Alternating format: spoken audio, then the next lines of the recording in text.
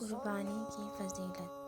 حدیث شریف میں آتا ہے کہ جب کوئی شخص اللہ کی راہ میں جانور قربان کرتا ہے، اس قربانی کے نتیجے میں یہ ہوگا کہ اس جانور کے جسم پر جتنے بال ہیں، ایک ایک بال کے عوض ایک ایک گناہ معاف ہوتے ہیں، اور اللہ تعالیٰ کو ان 3 دنوں میں کوئی عمل خون بہانے سے زیادہ محبوب نہیں ہے۔ جتنا زیادہ قربانی کرے گا اتنا ہی اللہ تعالیٰ کو محبوب ہوگا۔ اور فرمایا کہ جب تم قربانی کرتے ہو تو جانور کا خون ابھی زمین پر نہیں گرتا، اس سے پہلے وہ اللہ تعالیٰ کے یہاں پہنچ جاتا ہے، اور اللہ تبارک و تعالیٰ کے یہاں تقرب کا ذریعہ بن جاتا ہے۔ یہ سب اسی لیے ہے کہ جب اللہ تعالیٰ یہ دیکھتے ہیں کہ میرا بندہ یہ دیکھے بغیر یہ بات عقل میں آ رہی ہے یا نہیں، اور یہ دیکھے بغیر کہ اس کے مال کا فائدہ ہو رہا ہے یا نقصان ہو رہا ہے، صرف میرے حکم پر جانور کے گلے پر چھری پھیر رہا ہے، اسی لیے اللہ تعالیٰ نے اس کا یہ عظیم اجر رکھا ہے۔ اسی طرح ایک دیہاتی کا قصہ ہے۔ بزرگوں نے فرمایا کہ پہلے زمانے میں ایک قاعدہ تھا کہ جب کسی بڑے بادشاہ کے دربار میں جاتے تھے تو کوئی عطیہ یا تحفہ بطور نذرانہ ساتھ لے جاتے تھے، اور در حقیقت اس بادشاہ کو تمہارے نذرانے کی ضرورت نہیں، لیکن اس نذرانے کا مقصد یہ ہوتا ہے کہ اگر بادشاہ اس نذرانے کو قبول کر لے گا تو اس کی خوشنودی حاصل ہو جائے گی، اور اس کے نتیجے میں اور کچھ حاصل ہوگا۔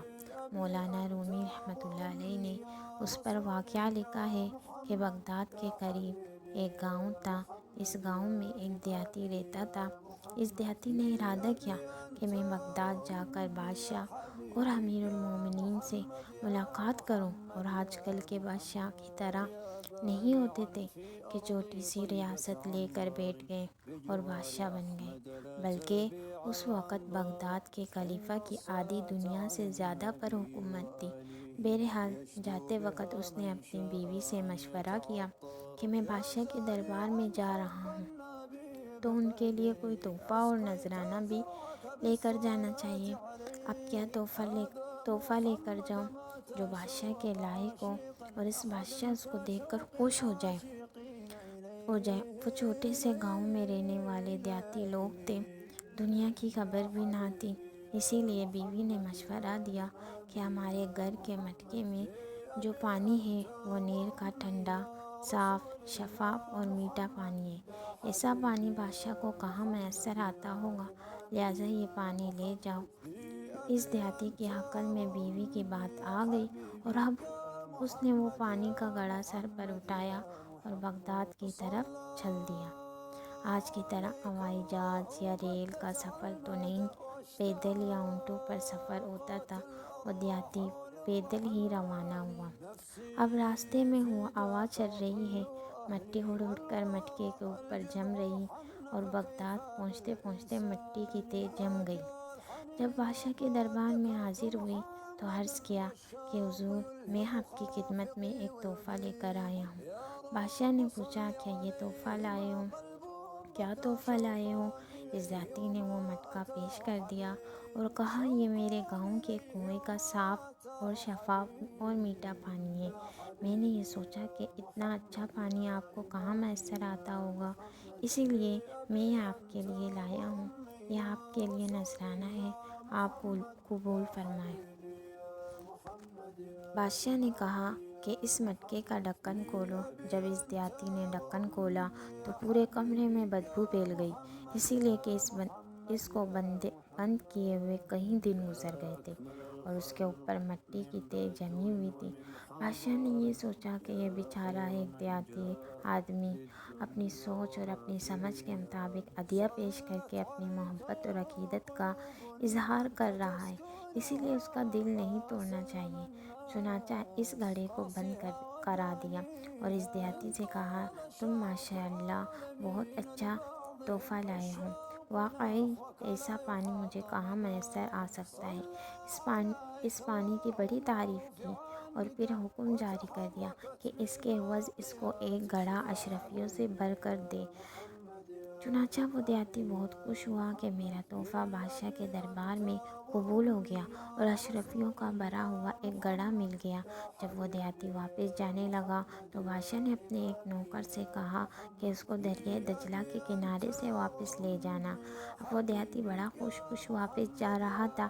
بادشاہ کا نوکر اس کے ساتھ تھا۔ جب دریائے دجلہ راستے میں آیا تو اس دیہاتی نے دجلہ کو دیکھ کر نوکر سے پوچھا کہ یہ کیا ہے؟ نوکر نے کہا یہ دریا ہے اور اس کا پانی پی کر دیکھو۔ اب جب اس دیہاتی نے دجلہ کا پانی پیا تو دیکھا وہ انتہائی صاف، شفاف اور میٹھا پانی ہے۔ اب اس دیہاتی کو خیال آیا کہ یا اللہ، میں بادشاہ کے لیے کس قسم کا پانی لے گیا تھا۔ اس کے محل کے اندر تو کتنے صاف، شفاف اور اعلیٰ درجے کا پانی بہہ رہا ہے۔ اس کو تو میں پانی کی ضرورت نہیں تھی، لیکن اس نے تو بڑی کرم نوازی کہ میرے خاطر اس گڑھے کو قبول کر لیا، ورنہ میں تو اس لائق تھا کہ اس ہدیے دینے پر مجھے سزا دی جائے کہ تو ایسا سڑا ہوا گندا پانی لے کر آیا ہے۔ لیکن اس بادشاہ کی کرم نوازی کا کیا ٹھکانہ ہے کہ اس نے نہ صرف یہ کہ مجھے سزا نہیں دی بلکہ میرے گڑھے کو قبول بھی کر لیا اور اس کے بدلے میں مجھے اشرفیوں سے بھرا ہوا گڑھا دے دیا۔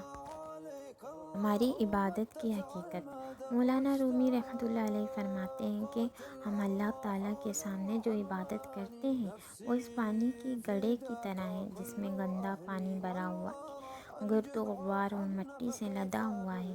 اس کا تقاضا تو یہ تھا کہ یہ عبادت ہمارے منہ پر مار دی جائے، لیکن یہ اللہ تعالیٰ کا کرم ہے کہ وہ بجائے لوٹانے کے اس کو قبول فرما لیتے ہیں اور اس پر اور زیادہ اجر و ثواب عطا فرماتے ہیں، اور یہ سوچتے ہیں کہ یہ میرا بندہ ہے جو اس سے زیادہ کا تصور بھی نہیں کر سکتا اور اس سے زیادہ بہتر عبادت انجام نہیں دے سکتا۔ چونکہ اخلاص کے ساتھ لایا ہے اس لیے اس کی عبادت قبول کر لو، چنانچہ اللہ رب العزت اس کی عبادت قبول فرما لیتے ہیں۔ مولانا رومی رحمۃ اللہ علیہ نے جو مثال دی ہے وہ ہماری تمام عبادت اور اطاعت پر پوری طرح صادق آتی ہے۔ ہماری عبادت در حقیقت دیہاتی کے پانی کے مٹکے کی طرح ہے،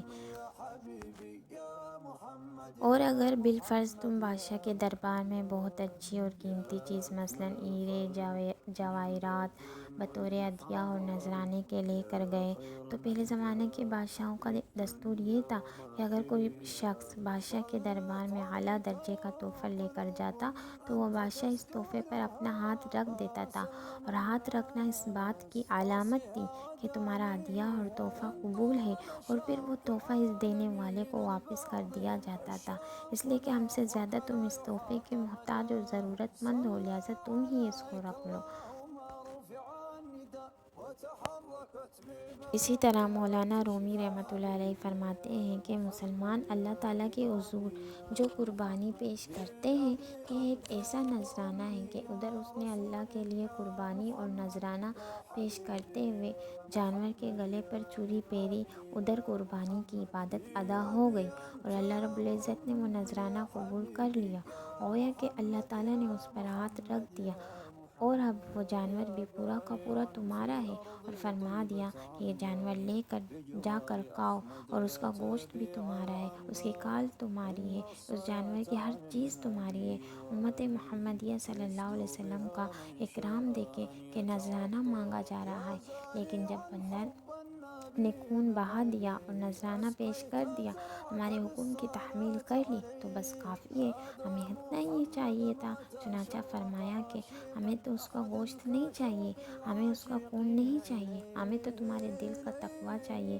جب تم نے اپنے دل کے تقوی سے یہ قربانی پیش کر دی ہمارے یہاں قبول ہو گئی، اب اس کو تم ہی کھاؤ۔ چنانچہ اگر کوئی شخص قربانی کا سارا گوشت خود کھا لے اس پر کوئی گناہ نہیں ہے، البتہ مستحب یہ ہے کہ 3 حصے کرے، ایک حصہ خود کھائے، ایک حصہ رشتہ داروں میں تقسیم کرے اور ایک حصہ غرباء میں خیرات کرے۔ لیکن اگر ایک بھوٹی بھی خیرات نہ کرے تب بھی قربانی کے ثواب میں کوئی کمی نہیں آتی، اس لیے کہ قربانی تو اس وقت مکمل ہو گئی جس وقت جانور کے گلے پر چھری پھیر دی۔ جب میرے بندے نے میرے حکم پر عمل کر لیا تو بس قربانی کی فضیلت اس کو حاصل ہو گئی۔ اب سوال یہ ہوتا ہے کہ اب پل صراط کی سواریاں ہوں گی یا نہیں۔ لوگوں میں یہ بات بہت کثرت سے کہی جاتی تھی کہ یہ قربانی کے جانور پل صراط پر سے گزرنے کے لیے سواری بنیں گے اور قربانی کرنے والے اس کے اوپر بیٹھ کر گزریں گے۔ یہ ایک ضعیف اور کمزور روایت ہے جس کے الفاظ یہ ہیں، یعنی اپنی قربانی کے جانور کو موٹا تازہ بناؤ کیونکہ یہ پل صراط پر تمہاری سواریاں بنیں گی۔